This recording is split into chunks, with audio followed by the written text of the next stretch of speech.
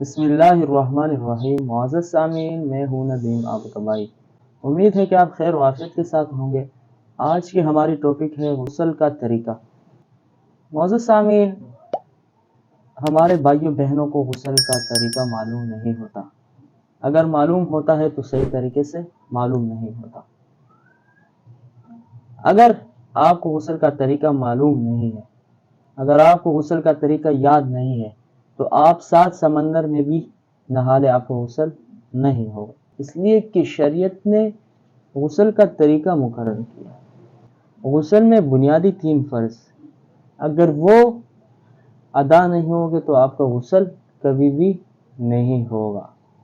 تو آج کی اس ویڈیو میں آپ کو غسل کے طریقے بتاؤں گا۔ آپ اچھی طریقے سے اس ویڈیو کو آخر تک سنیں، انشاءاللہ آپ کو اس سے بہت فائدہ ہوگا۔ تو اگر آپ پر غسل فرض ہو گیا ہے، اگر آپ غسل خانے میں جائیں اور غسل خانہ ایسے ہے جو چاروں طرف سے بند ہے اور اوپر کی طرف سے بھی بند ہے، تو آپ اس وقت اپنا لباس اتار دیں۔ لیکن اگر آپ کسی دریا پر ہے اور اس وقت آپ غسل کر رہے ہیں، تو اس وقت آپ اپنا لباس قمیص اتار دیں اور اپنے ستر عورت کا خاص خیال رکھیں۔ آپ کا ستر عورت چھپی ہوئی ہونا چاہیے۔ دوسری بات جس میں لوگ کمی کوتاہی کرتے وہ یہ ہے کہ آپ غسل کرتے وقت قبلے کی طرف رخ نہ کریں، اس بات کا بھی خیال رکھیں۔ اب بات آتی ہے کہ غسل کا سنت طریقہ کیا ہے۔ تو غسل کا سنت طریقہ یہ ہے کہ آپ اپنے دونوں ہاتھوں کو، مثال یہ جو حصہ ہے جہاں سے ہاتھ ہلتے ہیں، اس دونوں ہاتھوں کو 3 مرتبہ دھوئیں۔ اس کے بعد آپ غسل خانے میں ہیں تو آپ استنجا کریں اور بدن کے اس حصے کو دھوئیں جس پر نجاست لگی ہوئی۔ عموماً نجاست جو زیر ناک سے نیچا حصہ ہے اس پر نجاست لگتی ہے، تو آپ نجاست کو دھوئیں۔ اس کے بعد آپ سنت کے مطابق وضو کریں۔ جب آپ وضو کر چکے تو اس کے بعد اب بدن پر پانی، پورے بدن پر پانی بہانا ہے۔ تو بدن پر پانی بہانے کا طریقہ کیا ہے؟ تو بدن پر پانی کا طریقہ یہ ہے کہ آپ سب سے پہلے اپنے سر پر پانی بہائیں، پھر دائیں کندھے پر، پھر بائیں کندھے پر پانی بہائیں۔ جب آپ پہلی مرتبہ پانی بہائیں، پھر دوسری مرتبہ اپنے سر پر، پھر دائیں کندھے پر، پھر بائیں کندھے پر پانی بہائیں۔ لیکن دوسری مرتبہ پانی بہانے وقت اس بات کا خاص خیال رکھیں کہ جب دوسری مرتبہ پانی بہائے تو اپنے بدن کو خوب مسل لیں، پورے بدن کو خوب مسل لیں تاکہ بدن میں کوئی حصہ خشک نہ رہ جائے۔ یہاں تک کانوں میں بھی انگلیاں ڈالیں، اور جو کانوں کے جو اندرونی سے جہاں پانی نہیں پہنچے جیسے یہ حصے ہیں، تو اس میں بھی انگلیاں ڈالیں تاکہ یہ بھی کیا ہو جائے، بالکل اس تک پانی پہنچ جائے اور یہ جگہ خشک نہ رہ جائے۔ یہ ہو گئی بات۔ اور پورے بدن پر پانی۔ اب بات آتی ہے کہ بعض عورتیں ہوتی ہے اور مرد میں بھی کچھ لوگ ہوتے ہیں جن کو بالوں کا شوق ہوتا ہے۔ تو عورتیں اگر عورتوں کی چوٹی اگر خوب گھنی ہے تو کوشش یہ ہونی چاہیے کہ پانی جڑوں تک پہنچایا جائے۔ پہنچا جائے تاکہ آپ کا غسل صحیح ہو جائے۔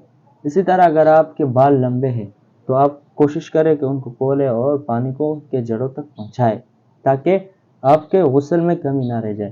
اس لیے اگر آپ کے بدن میں ایک ہی بال کے برابر بھی جگہ خشک رہ گیا تو آپ کا غسل ادا نہیں ہوگا، یہ بات یاد رکھیے۔ تو کوشش ہونی چاہیے کہ پورے بدن کو خوب مسل لے۔ اب تیسری بار اسی طرح بدن پر پانی بہائے اور تیسری مرتبہ جب پانی بہا چکے تو یہ آپ کا غسل ہو چکا۔ ایک بات جس میں 80% لوگ غلطی کرتے ہیں وہ بھی عرض کر دوں، وہ یہ ہے کہ غسل میں جس طرح 3 فرض ہے، اس میں سے پہلا فرض جو ہے نا کلی کرنا ہے، اور دوسرا فرض ناک میں پانی چڑھانا ہے نرم حصے تک، اور تیسرا فرض جو ہے نا پورے بدن پر پانی بہانا ہے۔ اب پہلا جو فرض ہے اس کے بارے میں کچھ لوگ غلطی کرتے ہیں، اس کے بارے میں بھی بتا دوں آپ کو۔ وہ یہ ہے کہ کلی कुल्ली के बारे में। देखिए, अगर आप रोजे की हालत में हैं तो उस वक़्त कुल्ली ना करें।